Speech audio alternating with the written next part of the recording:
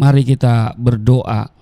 Segala hormat kemuliaan hanya bagi-Mu Allah di dalam nama Yesus Kristus. Kami muliakan nama-Mu, datanglah kerajaan-Mu, jadilah kehendak-Mu di bumi seperti di surga. Kami datang di hadapan-Mu pada kesempatan hari ini. Kami beribadah di hadapan-Mu dengan penuh sukacita.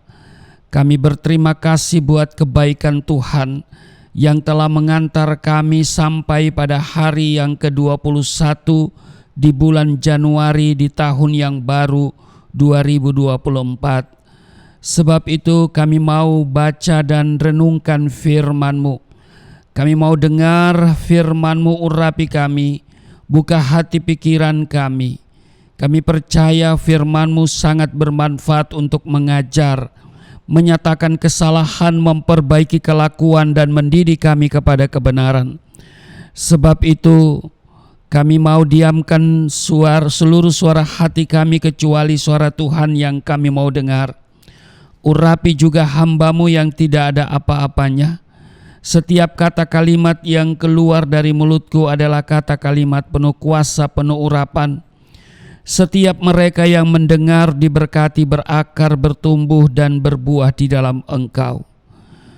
Inilah kami datang di hadapan-Mu dengan penuh kerinduan, haus dan lapar akan firman-Mu. Puaskan kami dengan firman-Mu saat ini. Berbicaralah kepada setiap kami. Di dalam nama Tuhan Yesus, haleluya, amin. Bapak Ibu, kita akan baca di dalam Ibrani pasal 12 pada ayat 1 sampai dengan ayatnya yang ketiga. Nasihat supaya bertekun dalam iman.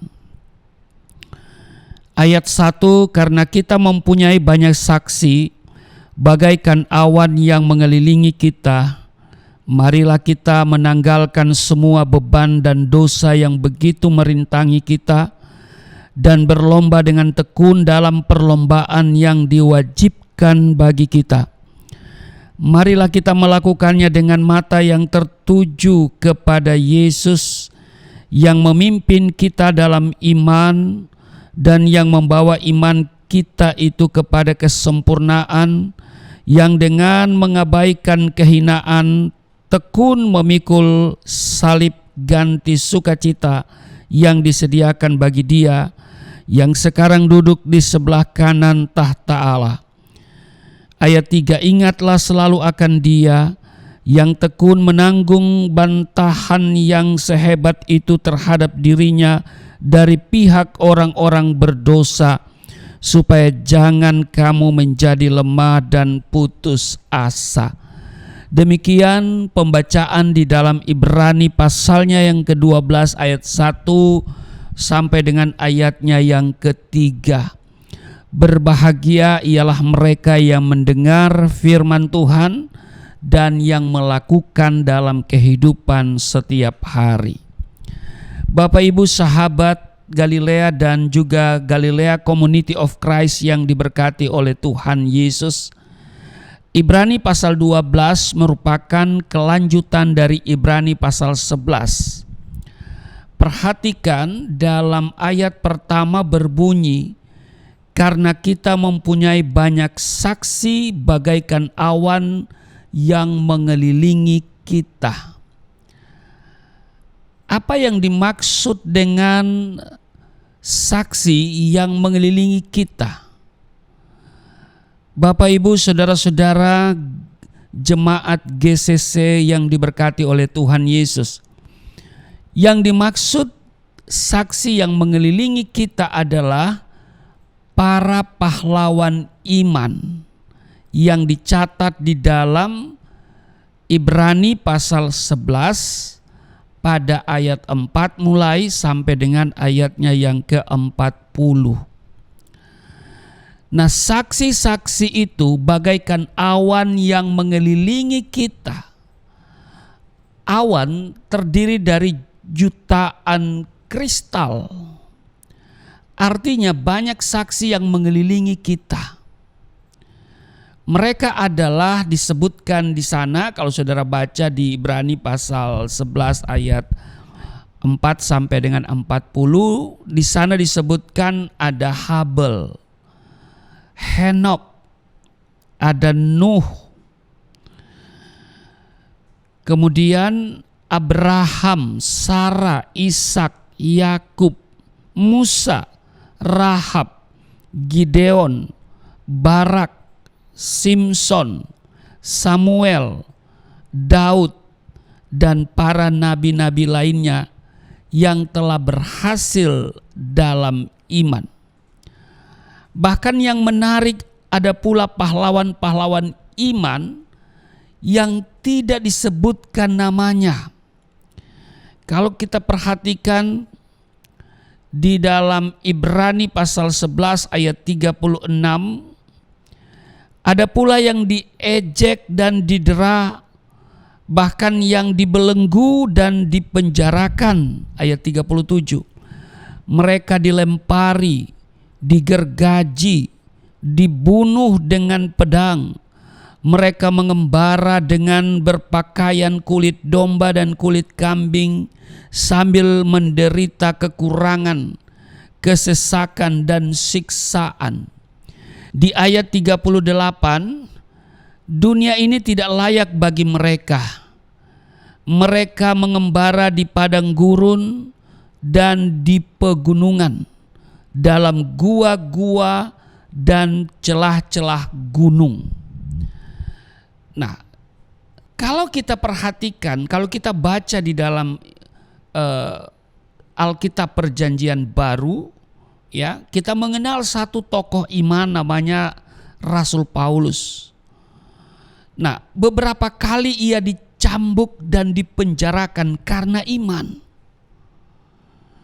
Zaman Kaisar Nero di kota Roma, banyak anak-anak Tuhan yang diadu dengan binatang buas.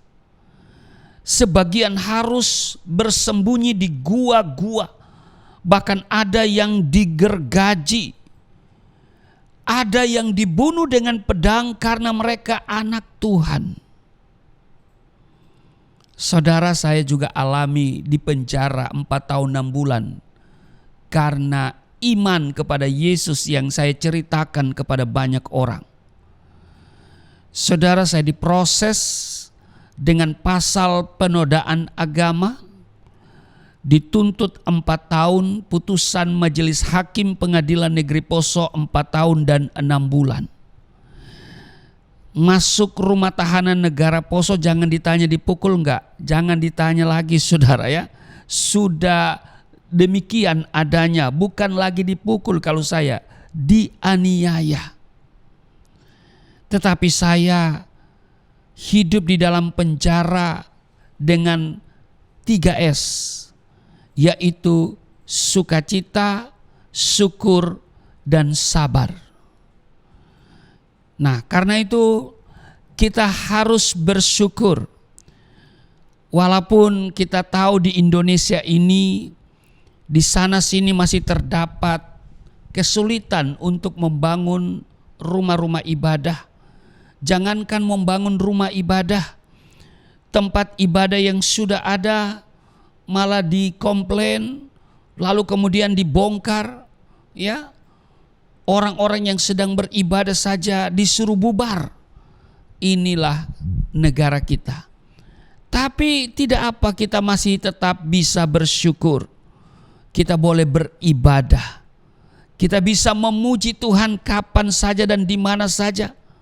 Iya kan? Walaupun kita dengar masih ada beberapa tempat di Indonesia yang masih terjadi persekusi bagi orang yang beribadah kepada Tuhan Yesus. Kita hanya bisa berdoa. Kita hanya bisa memuji Tuhan. Kita hanya bisa menyampaikan semuanya kepada Tuhan dalam doa. Kemudian Bapak Ibu, kalau kita perhatikan di dalam pasal 11 ayat 40 dicatat begini, sebab Allah telah menyediakan sesuatu yang lebih baik bagi kita. Tanpa kita mereka tidak dapat sampai kepada kesempurnaan. Karena itu di dalam pasal 12 ayat 1 ditulis bahwa sekarang dari surga pahlawan-pahlawan iman memperhatikan saudara dan saya. Apakah kita bisa menang atau kalah? Apakah kita bisa berhasil atau gagal? Nah, di akhir zaman ini iblis semakin giat menjatuhkan orang percaya. Perhatikan, terjadi di negara-negara Eropa bahwa dari penduduknya yang mayoritas mengaku agama Kristen, ternyata tidak mencapai 10% dari mereka yang datang beribadah di gereja. Kenyataan ini juga terjadi di Australia. Penduduknya mayoritas Kristen, tetapi persentase yang masuk gereja hanya minoritas.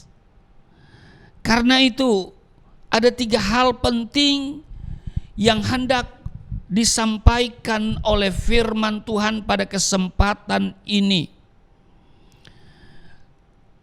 Kesempatan saat ini kita sedang berada di tahun yang baru, di hari ke-21. Maka di awal tahun ini firman Tuhan memberi pesan kepada kita semua. Yang pertama, saudara, kalau kita lihat di dalam Ibrani pasal 12 ayat 1, marilah kita menanggalkan semua beban dan dosa yang begitu merintangi kita dan berlomba. Katakan berlomba. Sekali lagi, katakan berlomba. Ya, dikatakan di sini dan berlomba dengan tekun dalam perlombaan yang diwajibkan bagi kita. Jadi Bapak Ibu Saudara, sahabat Galilea dan seluruh jemaat Galilea Community of Christ yang diberkati oleh Tuhan Yesus, 2024 ini kita wajib masuk dalam perlombaan iman. Ada amin? Jadi katakan, saya wajib masuk dalam perlombaan iman. Amin. Ya, dikatakan di sini, marilah kita menanggalkan semua beban dan dosa yang begitu merintangi kita dan berlomba dengan tekun dalam perlombaan yang diwajibkan bagi kita. Yang diwajibkan bagi kita. Kita sebagai tubuh Kristus tidak boleh tidak, Bapak Ibu. Kita harus berlari. Kita harus menyadari bahwa sebagai tubuh Kristus sekarang kita sedang dalam status perlombaan. Secara jasmani, seseorang yang mengikuti perlombaan lari, dia harus meringkaskan pakaiannya, iya kan? Mengurangi bobot badannya, supaya apa? Supaya tidak menghalangi dalam berlari. Dalam perlombaan iman, ada 2 hal yang harus kita tanggalkan supaya kita menang. Yang pertama adalah beban. Katakan beban. Nah Bapak Ibu, saudara-saudara yang diberkati oleh Tuhan Yesus, kita mempunyai banyak sekali beban-beban kedagingan yang memberatkan kita dalam pertandingan. Dunia ini selalu menyajikan semua hal yang daging, yang akan menambah bobot, menambah beban dalam pertumbuhan rohani kita. Beban yang paling banyak memberatkan adalah di pikiran kita. Beban yang paling banyak sekali beban yaitu apa? Memikirkan pengembangan usaha, ya kan? Memikirkan masalah ekonomi, masalah bisnis, masalah keuangan, masalah pekerjaan, karir, masalah sekolah, pendidikan anak-anak, dan seterusnya dan seterusnya. Itu sebabnya kita mesti berlatih untuk meninggalkan beban-beban yang memberatkan kita. Amin. Jadi yang pertama adalah beban, yang kedua adalah dosa. Dosa itu tidak serta-merta melilit kita. Pertama-tama kita melihatnya hanya dosa kecil yang mungkin mudah untuk diputuskan. Tetapi kemudian tanpa terasa sudah ribuan dosa yang melilit kita yang akhirnya kita sulit terlepas. Karena itu jangan kompromi dengan dosa. Harus selalu berkata tidak terhadap dosa. Sebab kalau kita sudah kompromi, maka lama-kelamaan kita semakin asik di sana dan akhirnya kita baru sadar ternyata kita sudah diikat oleh dosa. Dan karena itu sulit untuk dilepaskan. Bapak, Ibu, saudara-saudara jemaat Galilea Community of Christ yang diberkati oleh Tuhan Yesus. Ini zamannya kita bukan sekedar orang Kristen yang lenggang-lenggang kangkung, ya kan? Ya, yang penting sudah Kristen, yang penting masuk gereja.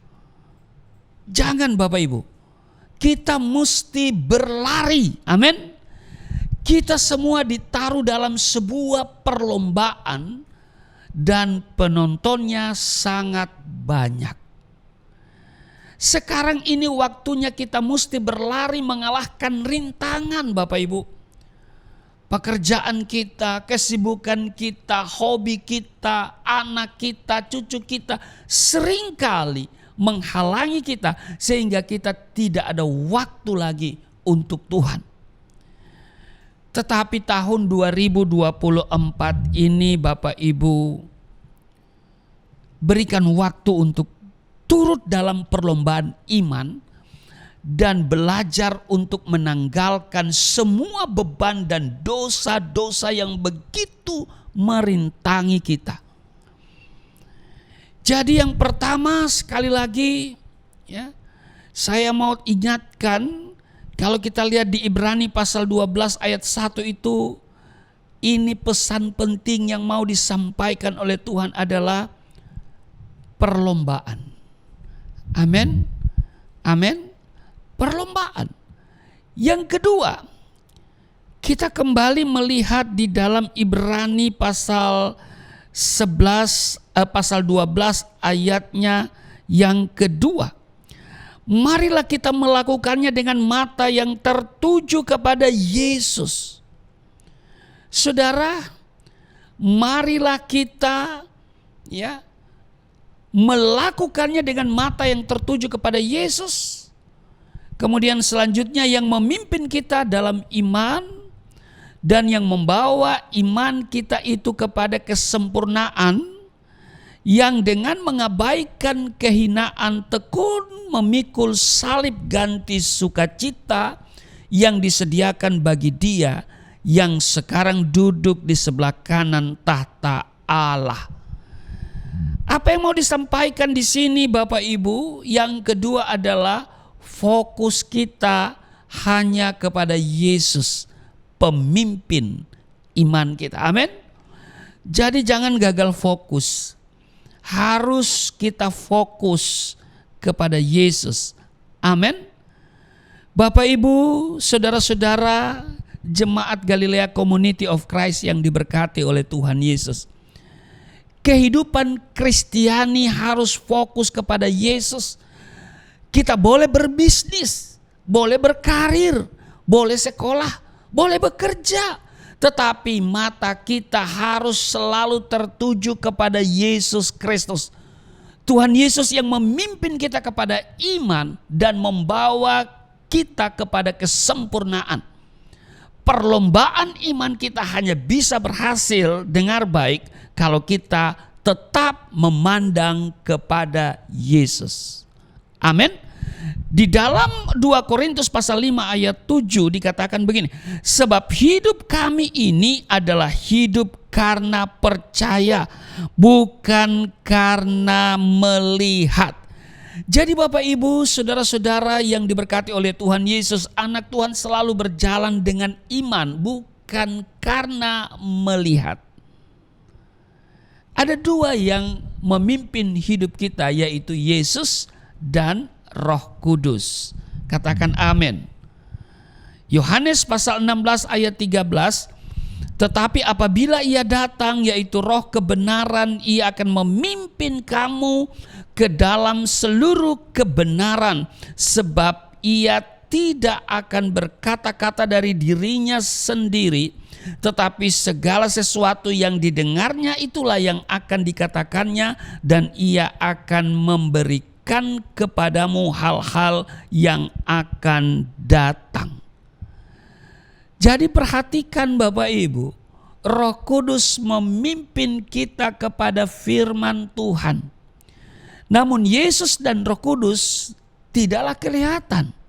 Karena itu di dalam jemaat Tuhan memberikan yang namanya pemimpin-pemimpin yang kelihatan, yaitu gembala sidang. Iya toh? Di dalam Ibrani pasal 13 ayat 7 dikatakan begini, ingatlah akan pemimpin-pemimpin kamu yang telah menyampaikan firman Allah kepadamu. Perhatikanlah akhir hidup mereka dan contohlah iman mereka. Di ayat 17, taatilah pemimpin-pemimpinmu dan tunduklah kepada mereka, sebab mereka berjaga-jaga atas jiwamu sebagai orang-orang yang harus bertanggung jawab atasnya. Dengan jalan itu mereka akan melakukannya dengan gembira, bukan dengan keluh kesah, sebab hal itu tidak akan membawa keuntungan bagimu. Ayat 18, berdoalah terus untuk kami, sebab kami yakin bahwa hati nurani kami adalah baik, karena di dalam segala hal kami menginginkan suatu hidup yang baik. Jadi Bapak Ibu, saudara-saudara yang diberkati oleh Tuhan Yesus, ada pemimpin-pemimpin yang bisa kita lihat dalam jemaat, dalam gereja kita. Pemimpin-pemimpin yang memberikan contoh hidup, pemimpin-pemimpin yang menyampaikan firman, pemimpin-pemimpin dalam jemaat yang harus kita taati dan tunduk. Bahkan kita harus terus berdoa untuk para hamba-hamba Tuhan, para pemimpin jemaat.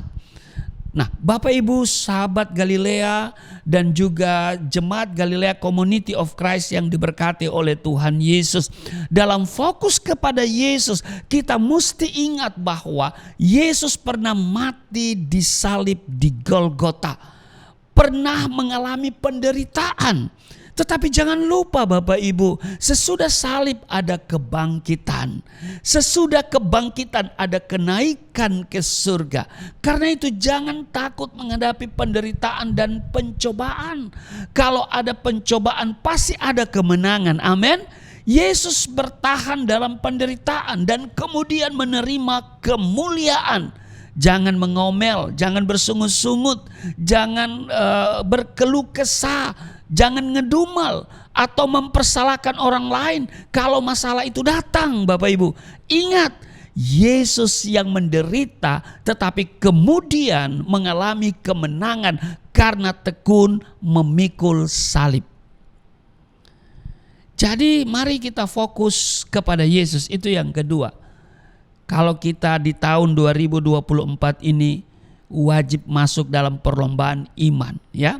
Jadi ini pesan yang disampaikan oleh firman Tuhan. Yang pertama kita kata berlomba, perlombaan. Yang kedua fokus kepada Tuhan. Yang ketiga, kita lihat di ayat 3 bacaan kita tadi, Ibrani 12. Ingatlah selalu akan Dia yang tekun menanggung bantahan yang sehebat itu terhadap dirinya dari pihak orang-orang berdosa, supaya jangan kamu menjadi lemah dan putus asa. Nah, di sini hal ketiga yang harus kita perhatikan untuk masuk dalam perlombaan iman di 2024 ini adalah jangan lemah dan putus asa. Amin. Kalau kita lemah apalagi putus asa, berarti kita terjebak ke dalam strategi iblis. Ibrani pasal 12 ayatnya yang ke-11, sebab itu kuatkanlah tangan yang lemah dan lutut yang goyah. Di ayat 13, dan luruskanlah jalan bagi kakimu sehingga yang pincang jangan terpelecok tetapi menjadi sembuh. Nah, secara fisik kalau lutut kita goyah, ya, jangankan untuk berlari, berdiri pun sudah susah. Saya alami ini Bapak Ibu, ya. Sejak 2020 lutut saya sakit, ya. Karena studio ada di lantai 3. Naik turun tangga begitu berat bagi saya. Makin kesini makin sakit. Dan akhirnya solusinya adalah saya harus suntik ya ke dokter, dan dokter bilang harus disuntik, harus dimasukin semacam pelumas ya, namanya juga sudah umur ya. Karena dokter katakan itu barang yang habis dipakai ya. Nah, dia habis tidak bisa diproduksi oleh tubuh kita ya. Jadi harus diinjeksi, dimasukin ya cairan itu, dan sekarang sudah enteng ya. Nah, jadi secara fisik ya saya mau katakan kembali, kalau lutut kita goyah ya, jangankan berlari ya, seperti saya naik berdiri saja apalagi naik tangga udah susah ya. Nah, apalagi secara rohani Bapak Ibu, apabila tangan kita lemah, tidak mau aktif, hanya berpangku tangan saja, maka kita akan terdiskualifikasi dalam perlombaan iman. Betul? Mungkin Anda tidak bisa lari karena rohaninya pincang. Mintalah kesembuhan dari Tuhan. Amin. Arahkan pandanganmu kepada Yesus, sebab hanya Dia, hanya Yesus yang bisa menguatkan kita. Kalau ada yang putus asa, bangkit lagi. Amin. Masih ada harapan bagi kita. Di 1 Korintus pasal 15 ayat 58 dikatakan begini. Karena itu saudara-saudaraku yang kekasih, berdirilah teguh, jangan goyah, dan giatlah selalu dalam pekerjaan Tuhan, sebab kamu tahu bahwa dalam persekutuan dengan Tuhan jeripayamu tidak sia-sia. Karena itu Bapak Ibu, di 2024 ini kita jangan lemah, jangan bersantai-santai, tetapi masuklah dalam perlombaan iman. Aktiflah dalam pekerjaan Tuhan dengan mata yang tertuju kepada Yesus. Amin. Tuhan Yesus memberkati.